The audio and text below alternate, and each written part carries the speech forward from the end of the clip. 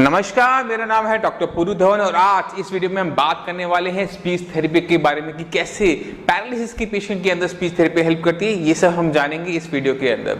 हर साल साई संजीवनी में हजारों पेशेंट आते हैं अपना पैरालिसिस का इलाज करवाने। कुछ पेशेंट ऐसे होते हैं जिनको बोलने में दिक्कत हो रही होती है। इससे पहले हम स्पीच थेरेपी जाए पहले जाना जरूरी हो जाता है कि एक्चुअल में जब उनको पैरालिसिस हुआ तो उनकी आवाज गई क्यों, उनके दिमाग के साथ ऐसा क्या हुआ कि उनकी आवाज चली गई। पैरालिसिस के मैक्सिमम केसेस के अंदर रीजन क्या होता है पैरालिसिस का, वो होता है इन्फार्क्ट की दिमाग के अंदर कोई खून का थक्का आ गया या दिमाग की कोई नस फट गई, उसकी वजह से उनकी आवाज चली गई, आधा हिस्सा पैरालिसिस हो गया। तो जिन लोगों की आवाज आती है उनके ब्रेन की तरफ देखने की वाली बात होती है कि जब किसी की आवाज आती है तो उनके इस हिस्से में यानी दिमाग के इस हिस्से में नस फटी होती है या क्लॉट आया होता है जिसकी वजह से उनकी बोलने की क्षमता चली जाती है। तो हुआ क्या होता है उनके दिमाग के अंदर, जैसे आप यहाँ पे देख सकते हैं कि ये रेड कलर की वेसल्स हैं।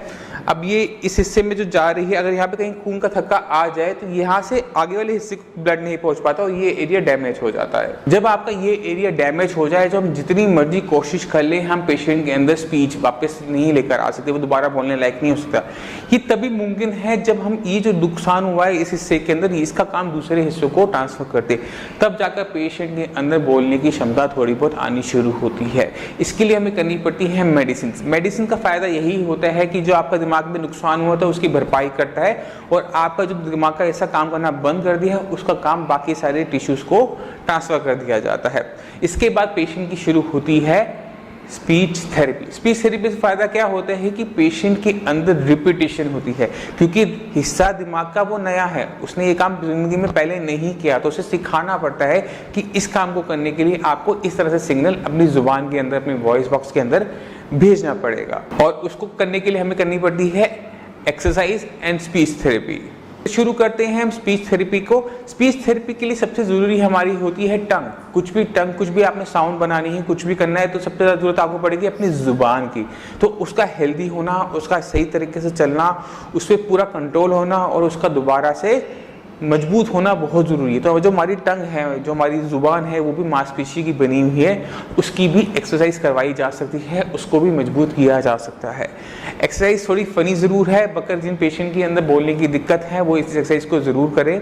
आपने करना कुछ नहीं होता, आपने शीशा लेना होता है, शीशे के सामने खड़े होकर अपनी टंग को बाहर निकालना होता है और अंदर लेके जाना होता है। आप थोड़ा ध्यान से देखिएगा, आपने अपनी टंग को 10 बार बाहर निकालना है, अंदर लेके जाना है। इस प्रकार से आप 10 टाइम्स करें। उसके बाद अपनी टंग को, अपनी नोज को टच करने की कोशिश करिए, फिर अपनी चिन को यानी ऊपर लेके जाएं, फिर नीचे लेके जाएं। ऐसा आप करेंगे 10 टाइम। उसके बाद आप सिर्फ लेफ्ट लेके जाएं, फिर राइट लेके जाएं। इसको भी आप 10 टाइम्स करेंगे। उसके बाद अपनी टंग को रोल करके अपने टीथ से लगाएं और अपने होठों को बंद करें।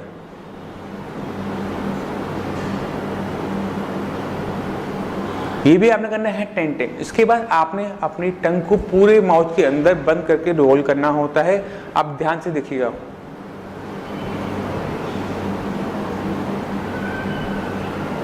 ये भी आपने करना है 10 टाइम्स।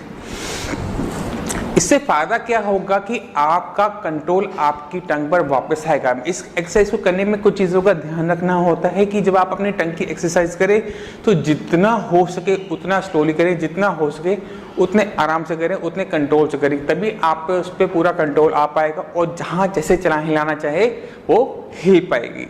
अगर हम पैरालिसिस पेशेंट के अंदर देखें तो पैरालिसिस पेशेंट को कुछ शब्द बोलने में बहुत आसानी होती है, जैसे क, ख, ग, घ, ड़।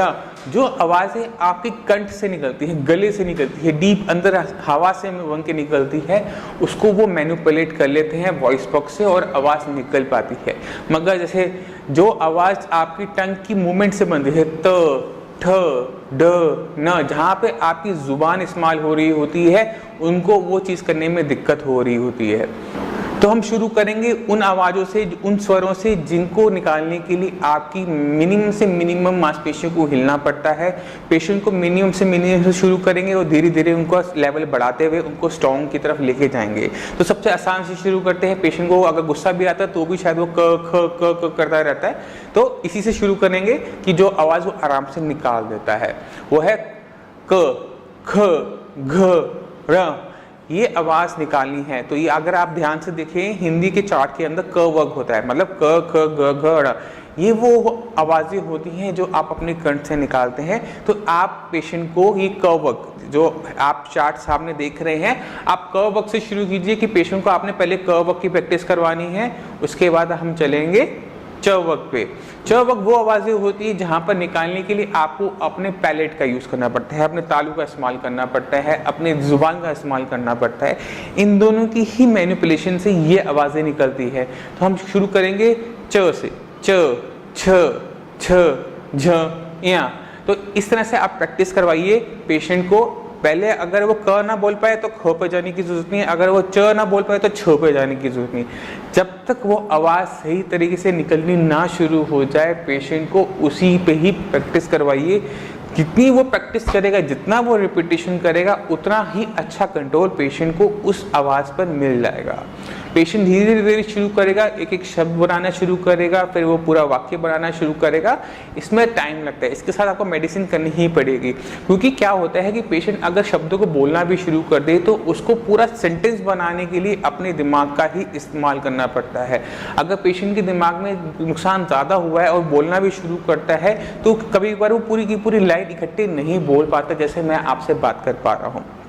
मान लो मुझे पानी पीने के लिए बोलना है कि मुझे पानी ला के दो, वो ये नहीं बोल के पाएगा कि मुझे पानी ला के दो, वो सिर्फ पानी पानी करता रहेगा कि पानी चाहिए, पानी पानी पानी, वो आगे के शब्द नहीं बोल पाएगा। यही चीज़ हमें बच्चों में भी नजर आती है। जब बच्चा जो छोटा होता है, जब वो बोलना सीख रहा होता है तो वो सीधा लाइन नहीं बोलना सीखता, वो एक एक शब्द को बार बार बोल के अपनी बात को कहना सीखता है। वो इसलिए होता है क्योंकि उसका दिमाग उतने टाइम में इतना डेवलप नहीं हुआ होता। वही चीज़ हो रही होती है पैरालिसिस के पेशेंट के साथ कि जब उसका माइंड दोबारा से डेवलप होना शुरू होता है, मेडिसिन देते हैं तो सीधा वो एकदम पूरी लाइन बोलना नहीं शुरू करता, वो एक एक शब्द को बोलना शुरू करता है। जैसे अगर मैंने घर से बाहर लेके कहीं जाना है कि मुझे कॉलेज लेके जाओ, तो कॉलेज लेके जाओ, कॉलेज लेके जाओ, इस तरह से बोलेगा। शब्दों को ब्रेक करके उनमें जो आपकी कह सकते ग्रामर नहीं होती, शब्द होते हैं अपनी बात को कह लेते हैं, मगर उनके बीच में जो हम ग्रामर का यूज़ करते हैं वो आपको एब्सेंट मिलता है एक पैरालिसिस के पेशेंट के अंदर जब वो बोलना सीखता है। जैसे जैसे मेडिसिन से उसका ब्रेन दोबारा से डेवलप हो जाएगा तो वो दोबारा से बोलना शुरू कर देगा। अब हमारा क वर्ग हो गया था, च वर्ग हो गया था, अब हम आगे बढ़ते हैं। ट वर्ग के अंदर क्या देखा जाता है, जब हम ट वर्ग बोलते हैं, ट ठ ढ ना बोलते हैं, तो आपकी जुबान आपके दांतों से लग रही होती है, आपके तालू से लग रही होती है। तो पेशेंट को च वर्ग के बाद ट वर्ग की प्रैक्टिस करवाएं कि उसे ट ट ट ट बार बार ट ट ट बुलाएं। जब तक वो ट ढंग से बोलना ना शुरू करे तो ठ पर मत लेके जाइए, क्योंकि उसे ठ पे दिक्कत महसूस हो सकती है। तो जब भी आप पैरालिसिस के पेशेंट को स्पीच थेरेपी करवाने की कोशिश करें तो आपने ध्यान रखना है कि कोई भी चीज़ आपने स्किप नहीं करनी। अगर ट नहीं है तो ठ नहीं है। अगला आपने अक्षर तब बोलना सिखाना है जब वो पहले पे थोड़ी महारत हासिल कर ले। इसी प्रकार से अपना ट वर्ग होने के बाद त वर्ग आता है। त वर्ग में त थ ध न, इसकी आपने प्रैक्टिस करवानी एक एक करके आराम आराम से। जैसे त है, त को बाबा बुलाइए, त त त, जब त बोलना सीखते थ थ थ, फिर द द द द, फिर न न न, इस तरह से एक एक की प्रैक्टिस करवाइए। उसके बाद शब्दों को बनाने में पेशेंट को आसानी महसूस होनी शुरू हो जाएगी। तो आपके स्क्रीन पे इस समय चार्ट में आपको पूरा दे रहा हूँ, आपने एक एक करके एक एक स्वर एक एक शब्द पे ध्यान देना है और धीरे धीरे इस पे पेशेंट की प्रैक्टिस करवानी है। हर किसी आवाज़ को निकालने की जगह अलग है, चार्ट पे साफ नज़र आ रहा है। इन चीज़ों का ध्यान रखना है। आपने एक एक मांसपेशियों की ताकत आराम आराम से करवानी है। मैं उम्मीद करता हूँ ये वीडियो आपके पेशेंट को स्पीच पे कंट्रोल लाने में हेल्प करेगी। जिन पेशेंट की बोलने में दिक्कत होती है, स्पीच स्लर्ड है, जिनको बिल्कुल आवाज़ नहीं निकलती, उन सभी पेशेंट में हेल्प मिलने वाली है इस वीडियो से।